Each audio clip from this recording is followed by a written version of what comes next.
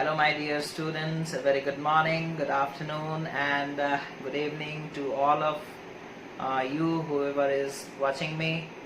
Okay, students and parents also. As you all must be well aware that the situation is very pathetic and we are going through a very bad time of our life, right? And the most important thing is that the viral infection has been reported in our city. Okay, many cases of viral infection has been reported in our town, and some of the corona warriors, they have also been tested positive for corona, and this is a news of, means what we can say, worriness. And okay, so we should be worried, but at the same time we should be conscious, and we should be taking right precaution at the right time in order to avoid further consequences or bad consequences. Okay, so my advice to all of you is that take proper care of yourself. You need to change your food habit a bit, and what we can do, we can switch to some healthy and hygienic food habits, such as you can drink milk with turmeric powder, and you can take honey, and you can take all those good things whichever your parents can give you. Okay, they can provide you, they know better than me. Okay, so take good food, okay, to we can say that to reboost your immune system. Okay, because our immune system doesn't gets weakened by itself, it is our food habits due to which it gets weakened. Okay, so if we will take proper food now, then obviously we will reboost our immune system, and if our immune system is strong, then obviously we will at least fight with that virus. But if our immune system is weak, then God knows what's going to happen to us. Okay, and another precaution that you can you should take, avoid touching your face. Okay, in a normal day, a person on an average touches around 90 to 100 times, okay, his face, right? And if the infection is present in our hand, okay, in our fingers, okay, then they can enter into our body through our mouth, through our nose, through our eyes. Okay, and our body will get infected, right? So avoid touching. These are the small habits which we should take care of, okay, which we should try to change, okay, so that we can fight this war with coronavirus more, with more preparedness. Okay, so that the chances of success will increase, right? And what else I will say, the situation is getting very worse day by day, and of course it's getting a matter of real concern. Till now we were not that much concerned, because in our city, in our town, the number of cases were not rising, or the local cases were not there. But right now we came to know that 2 days earlier, okay, 2 days back, some of the corona warriors, they got infected. Okay, two of the doctors and a ward boy of the medical, okay, that is Keonjhar district headquarter hospital. Okay, so right now it is a matter of concern, it is a matter of worriness. Okay, and we should take proper precaution, proper measures in the proper time. Okay, so that one day again everything when gets normalized, we will be there, I will be there, and you will be there. We will meet, and we can celebrate those moments once again, and we will celebrate those moments together, right? But before that moment will come, we have to fight it with all our knowledge. Okay, we have to fight with all the precautions we can take. We have to fight, you have to sanitize your hands properly. Okay, you have to sanitize your hands properly, and you have to whatever food you are taking, the packaged food whichever you are getting from the market, okay, whichever you are bringing it from the market, okay, like normally the milk, okay, the Omfit, the Milky Moo, and the other milk products which are you are bringing it from the market, you are purchasing, okay, the Kurkure and the Lays, and many food items are there, many packaged food items are there which we are consuming daily, okay. So before using those food items, before using those packaged food items, we should wash them in running water, okay, for at least 15 to 20 minutes, okay. And whoever is making the food at your home, they should take proper care of it, okay, they should take proper care of it. And what else I can say, I hope that things get better with the passing days, and I hope and I wish and I pray to Almighty God that we will get back to normalcy very soon, okay, everything will get normal very soon. And we wish and we pray that the doctors, the scientists, those who are in the research progress, those who are testing the vaccines, the human trials are going on, I wish that every human trial that they are performing, they will come out with success, the reports will be positive, and very soon the vaccine will be released. But before that, my dear students and parents and everyone else who is listening to me, who is watching me, please take care of yourself and your family members, okay. Those whoever is going out for some work, okay, like right now lockdown rules have been lifted up, right, some relaxation has been given by the government, okay, but that doesn't mean that we will means violate that social distancing.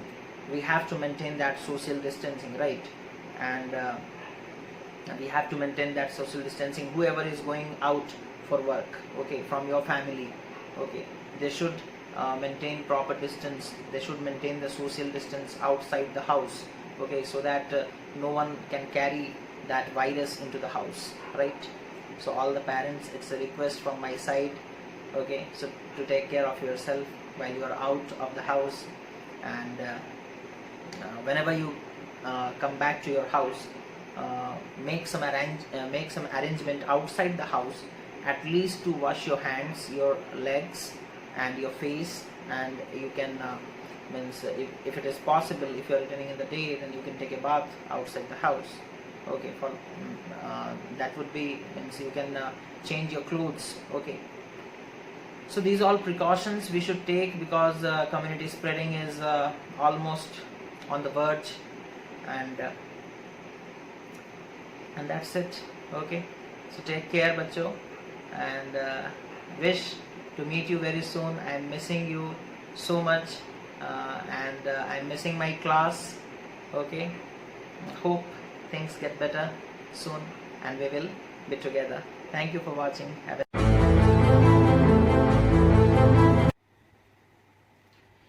Hello students, welcome back to your video classes. Hopefully all of you must be doing good and taking care of yourself and your family members.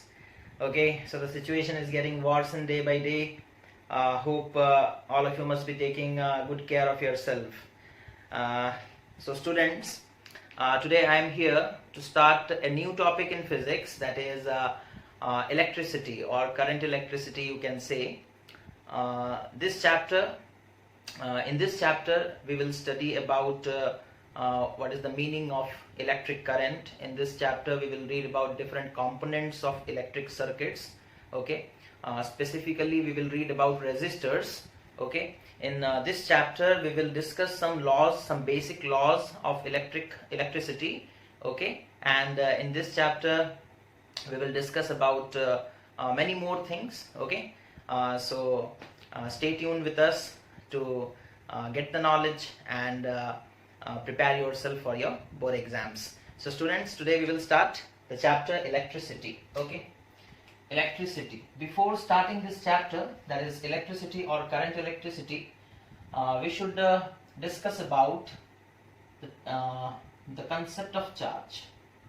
The concept of charge, okay.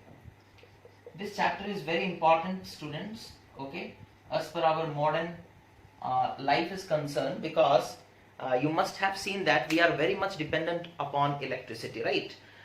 For example, whatever gadgets we are using nowadays, may it be a mobile, may it be a computer, okay, may it be the fan that is used in your homes, the refrigerators, the fridges, the television, okay, everything runs on electricity, okay.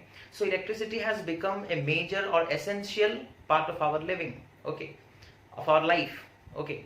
So without electricity we cannot think of this world, right? So electricity, why it has become so much popular? Other energies are also there. Electrical energy is so much popular, mechanical energy is there, heat energy is there, okay, chemical energy, and lot of other energies, sound energy is there. But electricity or electrical energy is very much popular. What is the reason behind it? Okay, first of all, the first reason is that electricity or electrical energy is means we can say that it is not pollution, means not polluting, okay, or pollution less kind of energy, okay. Suppose you are burning a wood or you are burning fuel, okay, you are producing a lot of smoke, you are polluting the air, you are polluting the water, okay. But electricity in that kind if we will talk about electricity produced from hydroelectric power plants, they are almost pollutionless, okay. And on the other thing, on the other half, it is we can say that electric energy or electrical energy can be sent from one place to another place, that is transmitted from one place to another place very conveniently, okay. On the other hand, we can see that mechanical energy or may it be heat energy, it cannot be transported or transmitted from one place to another place in a convenient manner, okay. जैसे suppose कर लो हमारे यहाँ पर उड़ीसा में जो electricity produce होता है वो जनरली प्रोड्यूस होता है हीराकुद में, है ना। हीराकुद में डैम है, वहां पर हाइड्रोइलेक्ट्रिक पावर प्लांट है, ओके। और वहां पर पावर जनरेशन होता है बच्चों, वहां से हीराकुद में पावर जनरेट होता है और वो क्योंझर तक ट्रैवल करके आता है ना। तुम सोचो वहां पर हम लोग क्या किसी चीज को बर्न करके हीट एनर्जी प्रोड्यूस करेंगे और इतने दूर तक उस एनर्जी को भेज पाएंगे? दैट इज नॉट कन्वीनियंट, है ना। तो electrical energy is very convenient to transmitted, है ना, it can be transmitted very easily, okay, that is why it is so much popular. तो जो भी हो, ये चैप्टर में तो इलेक्ट्रिकल एनर्जी के बारे में हम लोगों को पूरा डिस्कशन करना ही है, बट स्टार्ट करेंगे पहले हम लोग चार्ज के कंसेप्ट से, that is concept of charge, okay. तो कंसेप्ट ऑफ चार्ज में देखो बच्चों, हम लोगों को एक चीज ये पता है कि कोई भी सब्सटेंस हो, है ना, कोई भी substance, any substance, okay, any substance आप ले लो, it is made up of, any substance आप लोगे, it is made up of atoms, है ना, it is made up of atoms, ठीक है। कोई भी सब्सटेंस आप लोगे बच्चों, वो किससे बना होता है? एटम्स से बना होता है ना। और आप लोगों को पता होगा कि एटम्स 9th स्टैंडर्ड में आप लोग पढ़े थे कि एटम्स में क्या होते हैं बच्चों? एटम्स में होते हैं इलेक्ट्रॉन्स, एटम में होता है प्रोटॉन, ओके, और एटम में होता है न्यूट्रॉन, है ना, एटम में होता है न्यूट्रॉन। तो हर एक चीज एटम से बना है और एटम में ये सारे चीज पाए जाते हैं। और आप लोगों ने ये भी पढ़ा होगा कि इलेक्ट्रॉन्स जो है वो नेगेटिव चार्ज होते हैं, है ना, इलेक्ट्रॉन्स जो होते हैं वो नेगेटिव चार्ज होते हैं, प्रोटॉन्स जो होते हैं वो पॉजिटिव चार्ज होते हैं, ठीक है। Electrons negative charge, protons positive charge, और इनके पास कोई चार्ज नहीं होता, न्यूट्रल होते हैं, ठीक है। अच्छा, अब क्योंकि हम लोग बोल रहे हैं हर एक चीज एटम से बना है, जैसे ये मार्कर मैंने पकड़ा है, ये मार्कर भी एटम से बना है, ये जो बोर्ड आप देख रहे हो ये भी एटम से बना है, जो वायर्स हम लोग देखते हैं वो भी एटम से बना है। तो सबके पास एटम्स हैं, सबके पास एटम्स हैं, मतलब सबके पास इलेक्ट्रॉन, प्रोटॉन और न्यूट्रॉन है ना, सबके पास इलेक्ट्रॉन, प्रोटॉन और न्यूट्रॉन है, ठीक है। अच्छा, लेकिन जितने भी सब्सटेंसेस हैं, ठीक है, जितने भी सब्सटेंसेस हैं उनको फिर हम लोग दो कैटेगरी में बांट देते हैं। एक सब्सटेंस होता है, ठीक है, जिसे हम लोग कहते हैं कंडक्टर, ओके, और एक सब्सटेंस होता है जिसे हम लोग कहते हैं इंसुलेटर, है ना। कंडक्टर कौन सा सब्सटेंस है बच्चों? जिसमें चार्ज फ्लो कर सकता है, चार्ज कैन फ्लो, ठीक है। और इंसुलेटर कौन सा सब्सटेंस है? The substance in which charge can not flow, charge can not flow. ठीक है, अब चार्ज पार्टिकल्स हैं कौन से? Electrons and protons. ठीक है, इलेक्ट्रॉन्स एंड प्रोटॉन्स, ये लोग चार्ज पार्टिकल्स होते हैं। तो कंडक्टर ऐसा सब्सटेंस जिसमें चार्ज फ्लो कर सकता है ना। और इंसुलेटर हम लोग किसे कहते हैं? जिसमें चार्ज फ्लो नहीं कर सकता। ठीक है, जिसमें चार्ज फ्लो नहीं कर सकता। तो basically there are two types of charges. Okay, basically there are two types of charges, हमें पता चल गया है ना। दो तरह के चार्जेस होते हैं। जैसे सपोज कर लो, टाइप्स ऑफ चार्जेस के बारे में हम लोग बात करेंगे।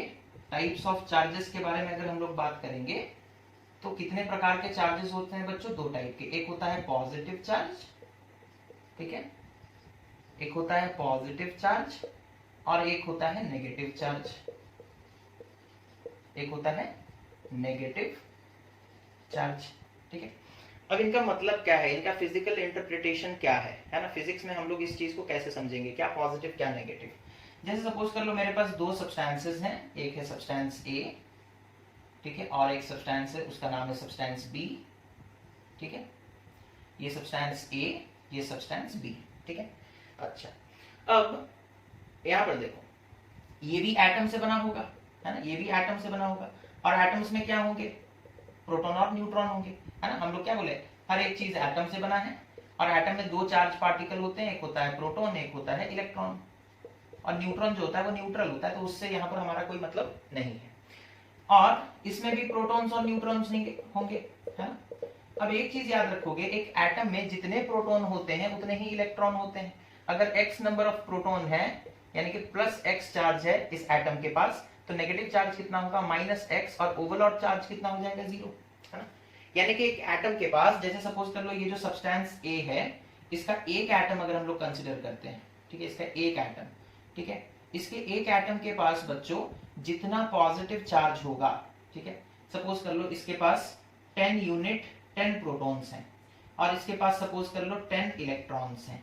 ठीक है, और इधर जो सब्सटेंस बी है जिसे हम लोग लिए हैं, सपोज कर लो इसके पास एक एटम को अगर हम लोग देखेंगे, इसके पास सपोज कर लो 20 प्रोटॉन्स हैं और सपोज कर लो 20 इलेक्ट्रॉन्स हैं। ठीक है, ये हम लोग एक एग्जांपल लेकर चार्ज कैसे क्रिएट होता है उस चीज को समझने का कोशिश कर रहे हैं। ठीक है, तो हम बोले कि सब्सटेंस ए के एक एटम के पास 10 प्रोटॉन्स और 10 इलेक्ट्रॉन्स हैं। सब्सटेंस बी के एक एटम के पास 20 प्रोटॉन्स एंड 20 इलेक्ट्रॉन्स हैं। अभी तक सब ठीक है। अब जैसे ही सपोज कर लो हम इन दोनों सब्सटेंस को कनेक्ट कर दिए, ठीक है, इन दोनों सब्सटेंस को कनेक्ट कर दिए।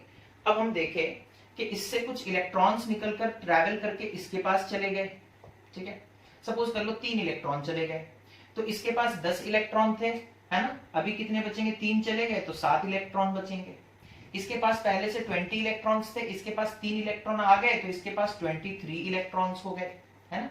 अब देखो हम लोग नेट चार्ज जोड़ लेते हैं। 10 प्रोटॉन का चार्ज +10, 7 इलेक्ट्रॉन का चार्ज -7, तो 10 - 7 इज +3, है ना। अब इसके टोटल चार्ज जोड़ लो, 20 प्रोटॉन्स हैं तो +20, प्रोटॉन का चार्ज प्लस होता है, 23 इलेक्ट्रॉन्स हैं तो -23। अब टोटल चार्ज कितना हो गया? -3, है ना। तो अब देखो, अब ये सब्सटेंस पॉजिटिवली चार्ज हो चुका है। Substance A is now positively charged, है ना, पॉजिटिवली चार्ज। इसके अंदर एक पॉजिटिव चार्ज क्रिएट हो गया, नेट पॉजिटिव चार्ज। और इसके पास देखो बच्चों, इसके पास एक नेगेटिव चार्ज क्रिएट हो गया, है ना। It is negatively charged, it is negatively charged. Okay, तो ये जो है अब ये नेगेटिवली चार्ज्ड हो गया। तो आपको समझ में आ गया होगा कि चार्जेस कैसे क्रिएट होते हैं, है ना, चार्जेस कैसे क्रिएट होते हैं, है ना। देखो, जिसके पास इलेक्ट्रॉन का कमी हो गया, इसके पास पहले 10 प्रोटॉन थे, 10 इलेक्ट्रॉन थे, है ना। बाद में इलेक्ट्रॉन इससे चले गए इसके पास, तो इसके पास इलेक्ट्रॉन का डेफिशिएंसी हो गया। तो पॉजिटिव चार्ज क्रिएट होने के लिए क्या होता है बच्चों? डेफिशिएंसी ऑफ इलेक्ट्रॉन्स, इलेक्ट्रॉन्स का कमी हो जाना। Deficiency of electrons leads to positive charge. अगर किसी के पास इलेक्ट्रॉन का कमी हो गया तो वो पॉजिटिव हो जाएगा। और अगर यहां पर जो नेगेटिव चार्ज क्रिएट हुआ है, ये क्यों हुआ है? देखो, 3 इलेक्ट्रॉन इसके पास एक्सेस में है। पहले इसके पास 20 प्रोटॉन थे, 20 इलेक्ट्रॉन थे, बाद में 3 इलेक्ट्रॉन आ गए तो 23 हो गए। तो इसके पास अभी 3 एक्स्ट्रा इलेक्ट्रॉन है, एक्सेस इलेक्ट्रॉन है। तो हम लोग कह सकते हैं कि excess of electrons leads to negative charge. Excess of electron leads to negative charge, है ना। अगर किसी बॉडी के पास एक्सेस इलेक्ट्रॉन है तो वो कैसा हो जाएगा बच्चों, नेगेटिव चार्ज हो जाएगा। और किसी बॉडी के पास अगर डेफिशिएंसी ऑफ इलेक्ट्रॉन हो गया तो वो क्या हो जाएगा, पॉजिटिवली चार्ज हो जाएगा, है ना। अब एक इंपॉर्टेंट चीज ये याद रखोगे कि इलेक्ट्रॉन्स ही ट्रैवल करेंगे, प्रोटॉन्स ट्रैवल यहां पर नहीं करेंगे, ठीक है। प्रोटॉन्स जनरली एक जगह पर लोकलाइज्ड होकर के रहते हैं, रुके हुए रहते हैं, ठीक है। आप एटम भी देखे होंगे, एटम का स्ट्रक्चर जब आप देखे होंगे तो स्टैंडर्ड 9 में प्रोटॉन न्यूक्लियस के अंदर रहता है और इलेक्ट्रॉन चारों तरफ घूमता रहता है ना, इलेक्ट्रॉन चारों तरफ घूमता रहता है कि नहीं। तो मूव जो करेगा यहां पर वो इलेक्ट्रॉन मूव करके एक बॉडी से दूसरे बॉडी में जाएगा। जिसके पास से इलेक्ट्रॉन चला आया वो नेगेटिव पॉजिटिव हो जाएगा, जिसके पास इलेक्ट्रॉन चला गया वो नेगेटिव हो जाएगा, है ना। इलेक्ट्रॉन्स ही एक जगह से दूसरी जगह मूव करेंगे, है ना। जैसे ये एक एटम है, सपोज कर लो, इससे एक इलेक्ट्रॉन निकला और किसी दूसरे के पास चला गया तो ये एटम पॉजिटिव हो जाएगा, है ना। और जिसके पास चला गया वो नेगेटिव हो जाएगा, वो क्या हो जाएगा, नेगेटिव हो जाएगा। तो ये था बच्चों कंसेप्ट ऑफ चार्ज। चार्ज कैसे क्रिएट होता है, चार्ज क्रिएट होता है जनरली इलेक्ट्रॉन लॉस और इलेक्ट्रॉन गेन होने से। इसने इलेक्ट्रॉन लूज कर दिया तो ये पॉजिटिव हो गया, इसने इलेक्ट्रॉन गेन कर लिया तो ये नेगेटिव हो गया। यही कंसेप्ट है चार्ज का, ठीक है। तो चार्जेस क्रिएट हो सकते हैं इस तरीके से, है।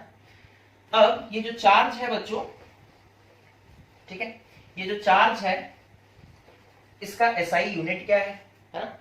चार्ज का एसआई यूनिट क्या है, ठीक है, standard international unit of charge, SI unit of charge, okay. SI unit of charge क्या है बच्चों ना, कूलम, है ना, okay. Coulomb is the SI unit of charge, okay. और 1 कूलम ऑफ चार्ज का मतलब क्या होता है, ठीक है, उस चीज को हम लोग समझेंगे, है ना। एसआई यूनिट ऑफ चार्ज क्या होता है, कूलम, ओके बच्चों। तो यहां देखो जो हम लोग एग्जाम्पल ले रहे थे उसी एग्जाम्पल से हम लोग पहले समझेंगे कि चार्ज किस तरीके से ट्रांसफर होता है, ठीक है। चार्ज किस तरीके से ट्रांसफर होता है उस चीज को हम लोग समझेंगे। जैसे सपोज कर लो ये ऑब्जेक्ट ए है, ये बी है, ठीक है। सपोज कर लो इसने एक इलेक्ट्रॉन दे दिया इसे, ठीक है। तो इसके पास एक इलेक्ट्रॉन का कमी हो जाएगा, यानी कि इसके पास +1 यूनिट का चार्ज आ जाएगा और इसके पास -1 यूनिट का चार्ज आ जाएगा। एक इलेक्ट्रॉन इसके पास एक्सेस है। इलेक्ट्रॉन का चार्ज कितना होता है बच्चों, ये हमने स्टैंडर्ड 9 में पढ़ा था। इलेक्ट्रॉन का चार्ज होता है ना 1.6 -1.6 into 10 to the power -19 coulomb, ठीक है। -1.6 into 10 to the power -19 coulomb, ठीक है। जब हम लोग कहते हैं कि इसके पास +1 चार्ज है, मतलब इसके पास 1.6 into 10 to the power -19 coulomb का चार्ज है और इसके पास -1.6 into 10 to the power -19 coulomb का चार्ज है, ठीक है। अब उसके पास सपोज एक और इलेक्ट्रॉन चला गया इधर, है ना, तो इसके पास +2 चार्ज हो जाएगा। +2 का मतलब होता है बच्चों 2 into 1.6 into 10 to the power -19। देखो इलेक्ट्रॉन का जो चार्ज है वो सबसे स्मॉलेस्ट चार्ज है, इससे छोटा चार्ज नहीं हो सकता, ठीक है। तो जब एक इलेक्ट्रॉन चला गया इसके पास तो इसके पास आ गया चार्ज कितना, -1.6 इंटू 10 पर, एक इलेक्ट्रॉन ज्यादा है ना, और एक इलेक्ट्रॉन का चार्ज कितना होता है, -1.6 इंटू 10 पर -19, ठीक है। तो जब एक इलेक्ट्रॉन इसके पास आ गया तो इसके पास टोटल चार्ज कितना हो जाएगा, पहले तो ये न्यूट्रल था, बिकॉज एटम्स में जितने प्रोटॉन्स होते हैं उतने इलेक्ट्रॉन्स होते हैं, तो एक सब्सटेंस ओवरऑल न्यूट्रल होता है, इलेक्ट्रिकली न्यूट्रल होता है। अब एक इलेक्ट्रॉन इधर से आ गया तो इसके पास चार्ज कितना हो गया, -1.6 इंटू 10 पर -19 कूलम। सपोज एक और इलेक्ट्रॉन आ गया तो चार्ज कितना हो जाएगा, 2 into -1.6 into 10 to the power -19 coulomb. समझ में आ रहा है। सपोज इस तरीके से और एक इलेक्ट्रॉन आ गया तो चार्ज कितना हो जाएगा, 3 into -1.6 into 10 to the power -19 coulomb, ठीक है। जितने चार्जेस आएंगे बच्चों वो मल्टीप्लाई होते जाएगा, है ना। Suppose n number of charges आ गए, कितने चार्जेस आ गए, n, तो n into -1.6 into 10 to the power -19 coulomb, ठीक है। तो ये जो है ना ये एक इलेक्ट्रॉन का चार्ज है ना, -1.6 into 10 to the power -19 coulomb.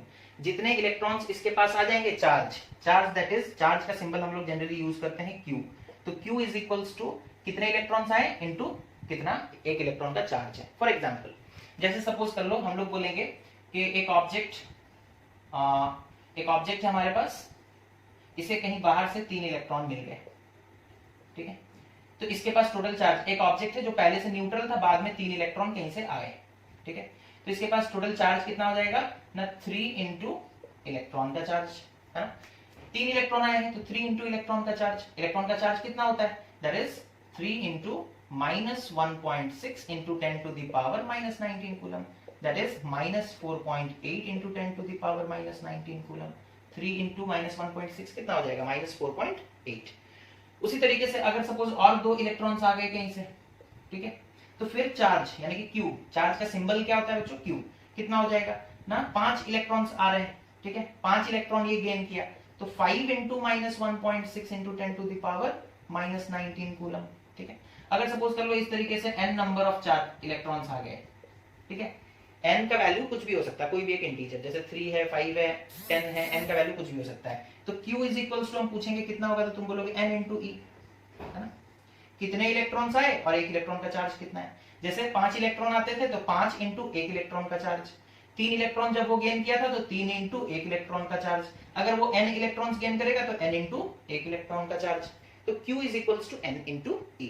एक बॉडी में जो चार्ज होगा वो n इंटू e के बराबर होगा, कितने इलेक्ट्रॉन्स आए हैं या फिर कितने इलेक्ट्रॉन्स गए हैं, ठीक है।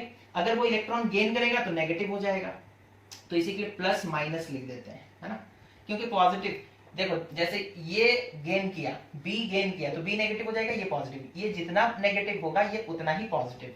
जैसे सपोज कर लो 3 इलेक्ट्रॉन गेन करने के बाद, 3 इलेक्ट्रॉन गेन करने के बाद इसके पास चार्ज हो गया -4.8, ठीक है, यहां देखो 3 इलेक्ट्रॉन गेन करने के बाद सपोज कर लो 2 ऑब्जेक्ट है, ठीक है, यहां से 3 इलेक्ट्रॉन इधर आ गए, 3 इलेक्ट्रॉन, ठीक है, तो इसके पास चार्ज कितना हो गया -3 इंटू या फिर 3 into -1.6 into 10 to the power -19, जो कि हो जाएगा बच्चों -4.8 into 10 to the power -19 coulomb. Negative है, चार्ज कैसा है नेगेटिव, तो इसके पास जितना नेगेटिव डेवलप हुआ है इसके पास उतना ही पॉजिटिव होगा, यानी कि 4.8 into 10 to the power -19 coulomb, ठीक है। तो चार्ज एक के पास गया तो नेगेटिव हो, इलेक्ट्रॉन जिसके पास गया वो नेगेटिव हो गया -4.8, और जहां से चला गया इक्वल अमाउंट का पॉजिटिव चार्ज यहां पर भी क्रिएट होगा, ठीक है। अच्छा, तो इसी के लिए जो चार्ज क्रिएट होता है, चार्ज का सिंबल क्या है Q, it is equals to what ना n into plus minus n into e, plus minus n into e, okay. इसी को हम लोग क्वांटाइजेशन ऑफ चार्ज भी कहते हैं बच्चों। चार्ज कुछ भी मात्रा में नहीं हो सकता, है ना, चार्ज इलेक्ट्रॉन के टर्म्स में आएगा। अब ऐसा हो सकता है 1 इलेक्ट्रॉन आए तो उसके पास सिर्फ चार्ज कितना हो जाएगा, जब इसके पास 1 इलेक्ट्रॉन आएगा तो -1.6 इंटू 10 टू द पावर -19, जब इसके पास 2 इलेक्ट्रॉन आ जाएगा तो 2 into -1.6 into 10 to the power -19, जब इसके पास 3 इलेक्ट्रॉन्स आ जाएंगे तो 3 into -1.6 into 10 to the power -19 coulomb, ठीक है। ऐसा कभी हो सकता है क्या 1.5 इलेक्ट्रॉन आएंगे या 2.5 इलेक्ट्रॉन आएंगे, नहीं, इलेक्ट्रॉन तो और डिवाइड नहीं हो सकते ना, ठीक है। तो इलेक्ट्रॉन या तो 1 आएगा या 2 आएगा या 3 आएगा या 4 आएगा या 5 आएगा, इंटीजर आएगा, n is an integer, n is an integer, n cannot be a fraction, n fraction नहीं हो सकता। नंबर ऑफ इलेक्ट्रॉन्स कभी भी 2.5 नहीं हो सकते, 3.5 नहीं हो सकते, 4.5 नहीं हो सकते, है ना, तो फ्रैक्शन में नहीं हो सकते। नंबर ऑफ इलेक्ट्रॉन्स जो है वो हमेशा एक इंटीजर होगा, कैसा होगा इंटीजर। और प्लस माइनस मैंने क्यों लिखा, क्योंकि चार्ज पॉजिटिव भी हो सकता है नेगेटिव भी हो सकता है। इलेक्ट्रॉन इसके पास से यहां चला गया तो ये नेगेटिव हो जाएगा और ये पॉजिटिव हो जाएगा, है ना, तो इस तरीके से हम लोग निकालेंगे। तो Q is equals to n into E, okay, Q is equals to n into E, ठीक है। अच्छा, हम लोग बोले SI यूनिट क्या है चार्ज का ना 1 कूलम, ठीक है, SI यूनिट क्या है 1 कूलम, तो चार्ज की जगह हम लिख देते हैं यूनिट कितना है ना 1 coulomb is equals to n into E का वैल्यू पुट करेंगे बच्चों, E का वैल्यू कितना है, E का वैल्यू है 1.6 इंटू 10 टू द पावर -19, है ना। यहाँ पर हमें सिर्फ नंबर्स निकालने हैं, इसलिए हम यहाँ पे माइनस नहीं भी लिखेंगे तो चलेगा, ठीक है। हमें बस उसके चार्ज के मैग्नीट्यूड से मतलब है, उसके नेचर, चार्ज के 2 नेचर होते हैं पॉजिटिव एंड नेगेटिव, हमें बस वैल्यू से मतलब है, इसलिए हम यहाँ पर माइनस नहीं लिख रहे हैं। तो n का वैल्यू यहाँ निकाल लेते हैं, n will be equal to 1 coulomb divided by electron का चार्ज कितना होता है 1.6 इंटू 10 टू पावर -19 कूलम, तो divided by 1.6 into 10 to the power -19 coulomb. Coulomb और कूलम कैंसिल हो गया, ठीक है, ये कितना हो गया 1 divided by 1.6 into 10 to the power -19। Okay, 10 to the power -19 ऊपर जाएगा तो बच्चों हो जाएगा कितना, 10 to the power +19, 10 to the power 19 divided by 1.6। ठीक है, इसे हम लिख सकते हैं 10 टू द पावर 19 को लिख देंगे 10 into 10 to the power 18 divided by 1.6। ठीक है, ऐसे लिख सकते हैं। अच्छा, 1.6 और 10 को कैंसिल करोगे तो आएगा 6.25 इंटू 10 टू द पावर 18। तो n का वैल्यू कितना आ गया ना, 6.25 इंटू 10 टू द पावर 18। इतने इलेक्ट्रॉन्स 1 कूलम का चार्ज प्रोड्यूस करेंगे, है ना। आपसे शॉर्ट क्वेश्चन में मतलब आपसे क्वेश्चन पूछा जा सकता है, how many electrons will constitute a charge of 1 coulomb, ठीक है। तो कुछ नहीं, यही करना है आपको, है ना। चार्ज का फॉर्मूला क्या है, n into e, है ना, where n is an integer and e is the charge of electron। तो आपको कितना चार्ज चाहिए, 1 कूलम, तो यहाँ लिख दिए 1 कूलम। n इंटू इलेक्ट्रॉन का चार्ज का वैल्यू पुट कर दिए, that is 1.6 into 10 to the power -19 coulomb. अब हमें n निकालना है तो n को इधर रहने दो, इसे लाकर इधर डिवाइड कर देंगे, तो n is equal to 1 coulomb by 1.6 into 10 to the power -19 coulomb. फिर इसे सिंप्लीफाई करेंगे, ये मैथ्स का पार्ट है ना। इसे हम लोग सिंप्लीफाई करेंगे तो n का वैल्यू निकल कर आएगा 6.25 into 10 to the power 18, sorry 8 लिखे हैं, 18 होगा। ठीक है, दैट मींस इतने इलेक्ट्रॉन्स 1 कूलम चार्ज बनते हैं। ये बहुत बड़ा मात्रा है बच्चों, यानी कि 1 कूलम चार्ज जो है ये बहुत बड़ा चार्ज है ना। समझ में आ रहा है। तो 1 coulomb charge is a very big amount of charge, because कितने इलेक्ट्रॉन्स चाहिए 1 कूलम चार्ज प्रोड्यूस करने के लिए, 6.25 into 10 to the power 18। 10 to the power 18 मतलब समझ रहे हो, 6.25 और इंटू 10 टू द पावर 18 का मतलब होता है बच्चों 625, 1 2 3 4 5 6 7 8 9 10 11 12 13 14 15 16, इतने इलेक्ट्रॉन्स चाहिए, है ना। इतने इलेक्ट्रॉन्स होंगे तो 1 कूलम चार्ज बनेगा, है ना। इतने इलेक्ट्रॉन्स मिलकर के कितना चार्ज बनाते हैं, 1 कूलम। तो 1 कूलम चार्ज जो है बहुत ही बड़ा यूनिट है। ओके, तो उसके छोटे यूनिट्स हम लोग यूज करते हैं। ठीक है, उसके छोटे यूनिट्स हम लोग यूज करते हैं, जैसे कि कूलम से छोटा यूनिट कौन सा है, कूलम से छोटा यूनिट है मिली कूलम, ठीक है, माइक्रो कूलम, ठीक है, नैनो कूलम। ओके, इस तरीके से हम लोग यूज करते हैं। Milli means 10 to the power -3 coulomb, micro means 10 to the power -6 coulomb, nano means 10 to the power -9 coulomb. ठीक है, so these are the smaller units of what, charge. Okay, तो चार्ज आपको समझ में आ गया। कितने चार्ज मिलकर के 1 कूलम, कितने इलेक्ट्रॉन्स मिलकर के 1 कूलम का चार्ज बनते हैं ना, 6.25 इंटू 10 टू द पावर 18। समझ में आ गया इतना। और चार्ज निकालने का फॉर्मूला क्या है ना, Q is equals to n into E। ठीक है, where E is the charge of 1 electron. Okay, ठीक है, हम लोग एक एग्जांपल लेते हैं। हमें बोला गया, सपोज कर लो, find the number of electrons, जो होता है n, है ना। Find the number of electrons required to produce or to constitute a charge of 5 coulomb, है ना। चार्ज ऑफ 5 कूलम, चार्ज मतलब Q। तो Q का वैल्यू दे दिया है हम लोगों को, है ना। हम लोगों को पता है बच्चों, इक्वेशन क्या है, Q is equals to n into E, है ना। तो n will be equal to Q by E। Q कितना है, 5 कूलम। E का वैल्यू आपको याद रखना है, that is 1.6 into 10 to the power -19 coulomb. ठीक है, इलेक्ट्रॉन का चार्ज कितना होता है उसे आपको याद रखना है, 1.6 into 10 to the power -19 coulomb. Minus होता है, लेकिन हमें नंबर ऑफ इलेक्ट्रॉन्स निकालने, तो ये माइनस का कोई इंपॉर्टेंस नहीं है यहाँ पर। ठीक है, समझ में आ रहा है। अब ये कूलम से कूलम कैंसिल हो जाएगा, 10 टू द पावर -19 को ऊपर ले चलते हैं, तो 5 इंटू 10 टू द पावर 19 हो जाएगा वो, है ना, डिवाइडेड बाई 1.6। ठीक है, डिवाइडेड बाई 1.6। फिर आपको उसी तरीके से कर सकते हो, 5 into 10 to the power 18, 10 to the power 19 को हम लिख दिया 10 into 10 to the power 18 divided by 1.6। 1.6 और 10 कैंसिल होता है तो बचता है बच्चों 6.25, है ना। अब 6.25 इंटू 5 मल्टीप्लाई कर दो, कितना हो जाएगा 30, और ये हो जाएगा 31.25। 31.25 इंटू 10 टू द पावर 18, जिसे हम लिख सकते हैं 3 0.125 इंटू 10 टू द पावर 19। तो n का वैल्यू निकल कर आ गया। इतने इलेक्ट्रॉन्स चाहिए 5 कूलम चार्ज प्रोड्यूस करने के लिए। 5 कूलम का चार्ज प्रोड्यूस करने के लिए बच्चों इतने इलेक्ट्रॉन्स हमें चाहिए। समझ में आ रहा है? तो finding the number of electrons we can find it in this way. Okay, इसके बाद जो आता है बच्चों चार्ज, आप समझ गए होंगे चार्ज दो प्रकार के होते हैं, चार्ज पॉजिटिव होता है, चार्ज नेगेटिव होता है, और चार्ज का यूनिट होता है कूलम। चार्ज बनते हैं इलेक्ट्रॉन के कम हो जाने की वजह से, इलेक्ट्रॉन के कमी से भी चार्ज प्रोड्यूस होता है, इलेक्ट्रॉन के एक्सेस होने से भी चार्ज प्रोड्यूस होता है। जब इलेक्ट्रॉन का कमी हो जाएगा, डेफिशिएंसी ऑफ इलेक्ट्रॉन, तो पॉजिटिव चार्ज क्रिएट होता है। जब इलेक्ट्रॉन एक्सेस हो जाते हैं तो नेगेटिव चार्ज क्रिएट होता है। चार्ज का फॉर्मूला हम लोग बताएं, Q is equals to NE। ठीक है, यानी कि चार्ज जो है वो हमेशा, charge is always found in integral, always found in integral multiple of electron.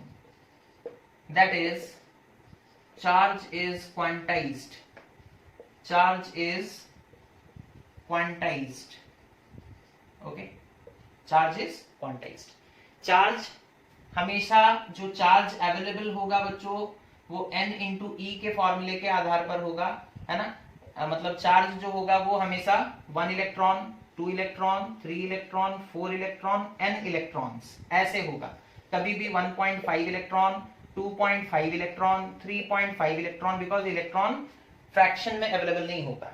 तो इंटीग्रल मल्टीपल मतलब होता है इंटीजर मल्टीपल। ठीक है, तो इलेक्ट्रॉन्स का इंटीजर मल्टीपल, 1 एक इंटीजर है, integer multiple 2 electron, 3 electron, 4 electron, n electrons. n का वैल्यू कोई भी इंटीजर हो सकता है। ठीक है, तो charge is always found in integral multiple of electrons. ठीक है, ऐसा नहीं हो सकता कि हम बोलेंगे एक बॉडी है, इसके पास कितना चार्ज है ना 2.5 इलेक्ट्रॉन के बराबर, नहीं हो सकता। दिस इज नॉट पॉसिबल, है ना, बिकॉज 2.5 इलेक्ट्रॉन आ ही नहीं सकता, है ना। ये जो n का वैल्यू आप लिख रहे हो यहाँ पर n इंटू ई, Q का फॉर्मूला क्या होता है, Q is equals to n into e, है ना। तो n should be an integer, n can not be a decimal और ए फ्रैक्शन। ओके, समझ में आ गया? तो n हमेशा बच्चों क्या रहता है ना, n हमेशा एक इंटीजर होता है, कभी भी एक फ्रैक्शन या फिर डेसिमल नहीं होगा। ओके, तो ये था बच्चों चार्ज से रिलेटेड कुछ बातें, है ना। इसके बाद जो हम लोग क्लास करेंगे उसमें हम लोग डिस्कशन करेंगे करंट के बारे में। ठीक है, करंट के बारे में डिस्कशन करेंगे अपने नेक्स्ट क्लास में। करंट का मतलब क्या होता है, इलेक्ट्रिक करंट का मतलब क्या होता है ना, और कितने प्रकार के दूसरे करंट हम लोग अपने डे टू डे लाइफ में देखते हैं उसके बारे में डिस्कशन करेंगे। करंट का फॉर्मूला क्या है, उसका फिजिकल इंटरप्रिटेशन क्या है ना, मतलब फिजिक्स में हम लोग करंट को किस आकार में नापते हैं, है ना, मेजर करते हैं। ठीक है, so this is all about, we can not say all about charges, but still for your level, for class 10, we have discussed a lot about charges, and hopefully you must have understood all the things related to charge, how to find out the number of electrons required to produce a particular amount of charge. Okay, in the next video students we will discuss about current, and we will discuss the formula of current, the SI unit of current, and a lot of more things to come in this journey. So stay tuned with us. Okay, keep watching our videos. Okay, that will be posted regularly in your group. Thank you for watching. Have a nice day.